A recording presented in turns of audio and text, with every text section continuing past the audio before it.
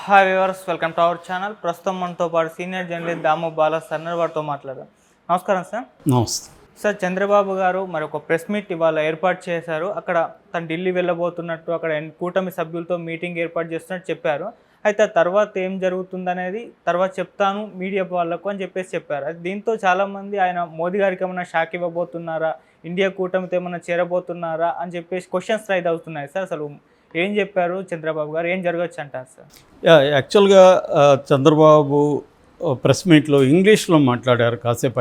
అందులో ఆయన ఏం చెప్పారంటే, నాకు I have so many years of experience, I know what is happening in India, so I'm going to attend the NDA meeting today in Delhi, so if anything I will inform you అని చెప్పాడు.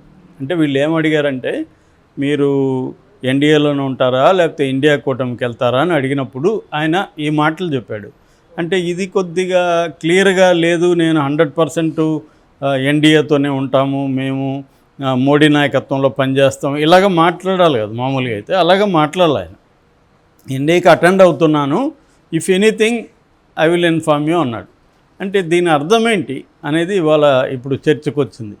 So దీంట్లో నుంచి possibilities ఏమున్నాయి? మరోవైపు ఉద్ధవ్ థాకరే, ఆయన శివసేన నాయకుడు ఉద్ధవ్ థాకరే, ఆయన already India కూటమిలో ఉన్నారు. ఆయన చంద్రబాబును ఆహ్వానించాడు ఇండియా కూటమిలోకి రమ్మని ఓపెన్గానే.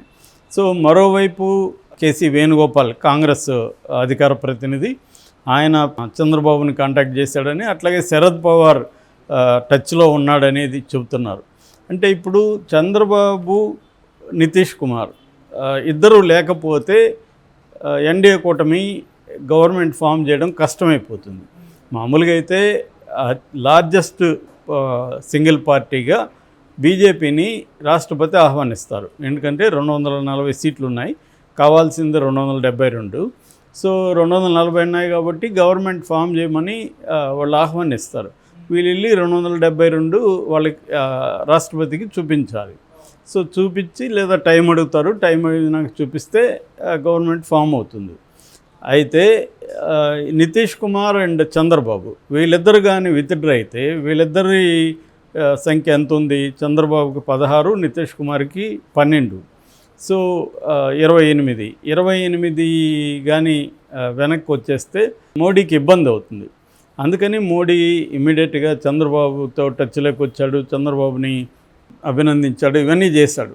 సో ఇప్పుడు ఇక్కడ విచిత్రం ఏంటంటే, చంద్రబాబు అటు నుంచి కానీ ఏమన్నా మంచి హామీలు వస్తే చంద్రబాబుకి, అంటే 2 రకాల హామీలు, ఒకటేమో పర్సనల్, రెండోది రాష్ట్రానికి సంబంధించింది.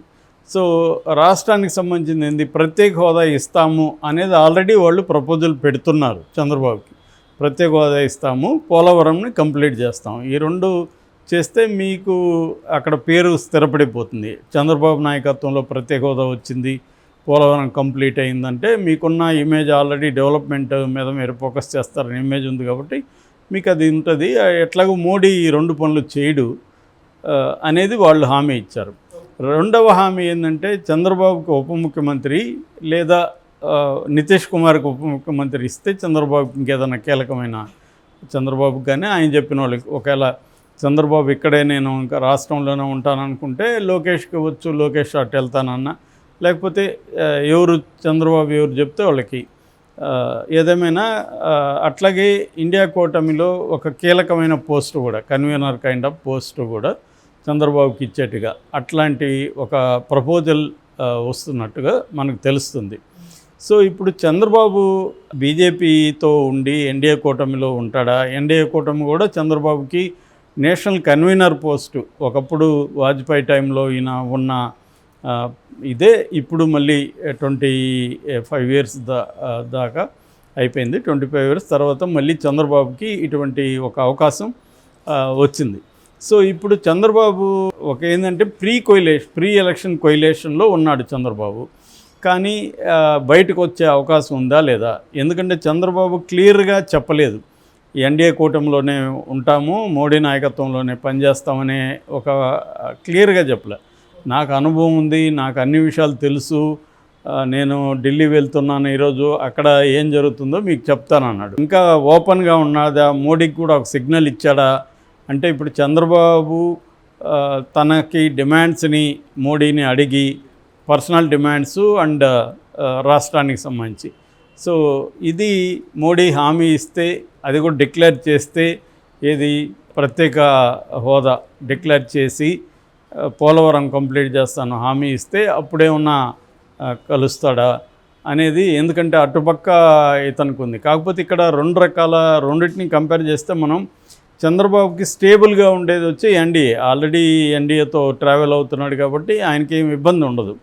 ఎన్డీఏకి కూడా నితీష్ కుమార్ 12 ఉన్నాయి కాబట్టి నితీష్ కుమార్ కూడా ఏదైనా హామీలు ఇచ్చి వాళ్ళు పెట్టుకునే అవకాశం ఉంది.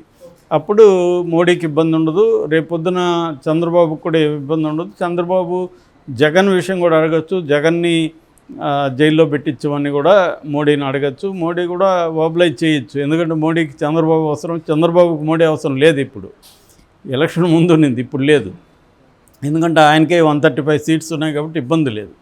సో ఈ కాంటెక్స్ట్లో మోడీ వైపు ఉంటే చంద్రబాబు కొద్దిగా స్టేబుల్ ఇది ఉంటుంది, గ్యారంటీ ఉంటుంది. అటు వెళ్తే ఏమవుతుందంటే ఇండియా కూటమికి 234 సీట్స్ ఉన్నాయి కూటమికి, అంటే టీఎంసీ మన తృణమూల్ కాంగ్రెస్ని కూడా కలుపుకుంటే 234 ఉన్నాయి. వాళ్ళకి ఇంకా 38 కావాలి. 38లో చంద్రబాబు వెళ్తే, చంద్రబాబు ఒకవేళ నితీష్ కుమార్ని కూడా లాగగలిగితే 28 చేరిపోతే ఇంకొక 10 అక్కడ ఇక్కడ లాక్కోవడం పెద్ద విషయం కాదు. అందువల్ల వాళ్ళిద్దరూ ఇప్పుడు చంద్రబాబు అండ్ నితీష్ కుమార్ మీదనే ఫోకస్ చేశారు. వీళ్ళిద్దరూ వచ్చేస్తే మిగతా చిన్న చిన్న పార్టీలు, మోడీకి భయపడి మోడీ వైపు ఉంటున్న పార్టీలు ఇలాంటివి అనేకం ఉన్నాయి, అది రావచ్చు. అట్లాగే ఇండివిజువల్గా బీజేపీలో ఉన్న వాళ్ళని కూడా కొంత ఎవరినైనా లాగేయచ్చు.